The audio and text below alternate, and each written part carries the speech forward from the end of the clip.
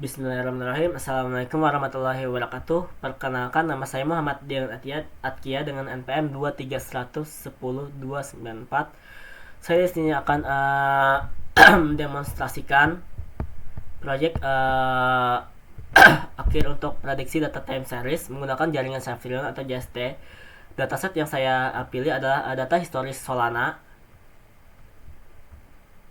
terhadap dolar AS atau USD.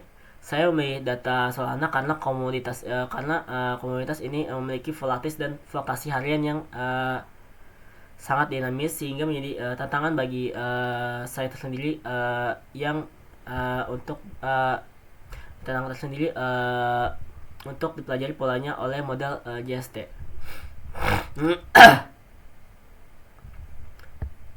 Sini saya mengimport datanya melalui data.csv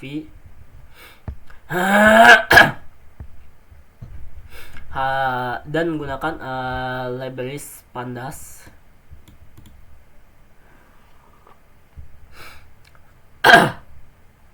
Hal krusial yang saya lakukan di sini adalah saya mengubah kolom date menjadi format date time dan menjadikannya sebagai indeks.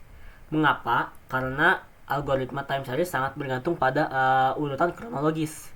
Jadi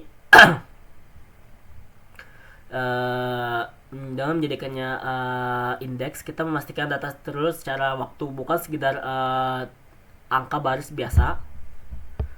Dari grafik yang muncul, kita bisa melihat adanya tren naik turun harga Solana yang akan kita jadikan target prediksi.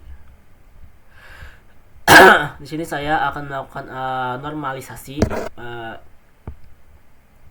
preprocessing dan windowing.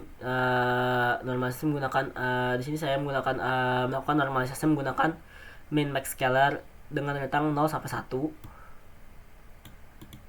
Mengapa dinormalisasi? Karena harga Solana asli itu berada di angka yang besar. Jika data sebesar ini langsung dimasukkan ke JST, ini langsung dimasukkan kalkulasinya akan biasanya error dan model akan gagal belajar, atau yang dinamakan gradient problem. Normalisasi ini mempermudah dan mempercepat model untuk menemukan pola. Nah, adapun saya di blog ini saya menggunakan data urutan waktu ini menjadi pembelajaran supervised learning menggunakan teknik sliding window. Saya menetapkan window size-nya sampai dengan 5. Mengapa window size-nya 5? Logikanya seperti ini. Saya melatih model untuk memprediksi harga emas pada hari ke-6 dengan mengingat dan melihat harga Solana pada hari ke-6 dengan mengingat dan melihat pola pergerakan harga selama 5 hari sebelumnya.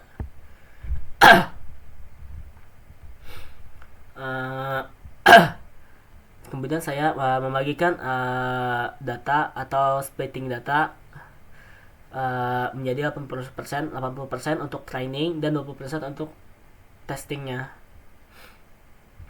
Mengapa pemotongan langsung di slice dan tidak diacak atau shuffle? Ini sangat penting karena dalam series urutan waktu, karena urutan waktu adalah nyawa dari data ini. Jika datanya kita acak, itu sama aja kita membiarkan model ini melihat masa depan untuk memprediksi masa lalu, yang mana itu akan merusak logika prediksi.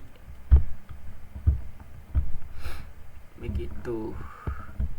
Terus di blok ini, blok 5 ini saya membangun arsitektur JST menggunakan TensorFlow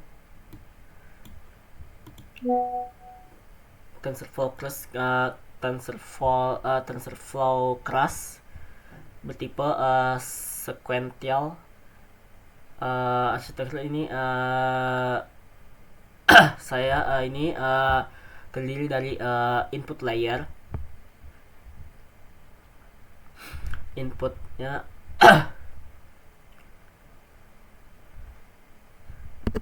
lalu yang menyesuaikan dengan window size 5 kita tadi. Lalu hidden layernya saya menggunakan 2 lapisan tersembunyi. dengan 12 dan 8 neuron. Lalu keduanya menggunakan aktivasi fungsi aktivasi relu. Kenapa relu? Karena komputasinya cepat dan efektif untuk menangani nilai data positif seperti harga Solana ini. Output layernya hanya berisi satu neuron dengan aktivasi linear tanpa fungsi. Mengapa cuma satu? Karena ini adalah kasus regresi. Kita hanya ingin modal mengeluarkannya satu angka mutlak prediksi harga Solana untuk hari esok. Optimisernya saya menggunakan Adam karena algoritma ini bisa menyesuaikan learning rate secara otomatis hingga lebih cepat menemukan tingkat akurasi yang optimal.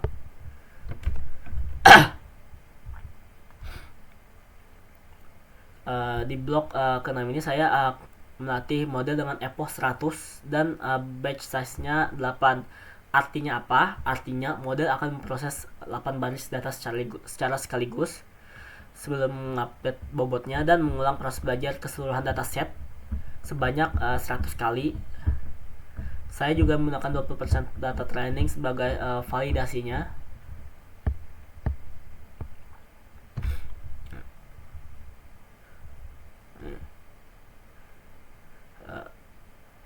Bisa kita lihat di sini dari grafik ini garis trend lossnya dan fall cost-nya terus menurun secara bersama dan stabil di angka yang rendah. Ini membuktikan bahwa model saya belajar dengan baik dan tidak mengalami overfitting. Model tidak sekedar menghafal data latihan. Nih, ini grafik proses belajarnya. Lalu kita melakukan pengujian dan evaluasi.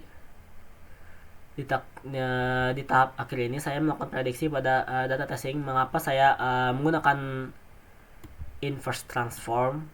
Karena hasil prediksi model masih berupa rentang 0 sampai 1 akibat normalisasi di awal. Kita harus mengembalikannya ke skala harga asli agar bisa dievaluasikan dengan dolar. Untuk metrik evaluasi saya menggunakan root mean square error atau RMSE dan mendapatkan angka 0,37 US dollar. Dan apa artinya? Artinya selisih rata-rata antara tebakan JST saya dengan harga Solana asli di pasar dunia hanya meleset sekitar 6 dolaran saja. Mengingat harga Solana itu berada di angka yang besar dan fluktuasinya tajam, tebakan yang hanya meleset 6 dolar ini ada performa prediksi yang baik. Hal ini dibuktikan secara visual pada grafik di bawah ini. Pada grafik ini, di mana garis prediksi yang berwarna merah ini berhasil mengikuti ritme naik turunnya garis data harga aktual yang biru ini. Nah, kesimpulannya arsitektur JST yang dibangun ini terbukti layak dan cukup akurat untuk prediksi tren harga Solana jangka pendek berdasarkan riwayat harga Solana masa lalu. Namun kekurangannya karena model ini hanya melihat data riwayat angka atau historical price, model ini kemungkinan agak kurang responsif ketika ada guncangan harga ekstrim yang disebabkan oleh sentimen berita ekonomi atau perang yang sifatnya tiba-tiba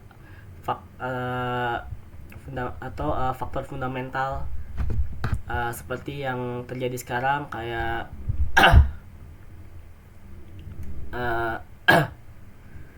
misalnya ditutupnya kayak Selat Hormuz atau apa gitu.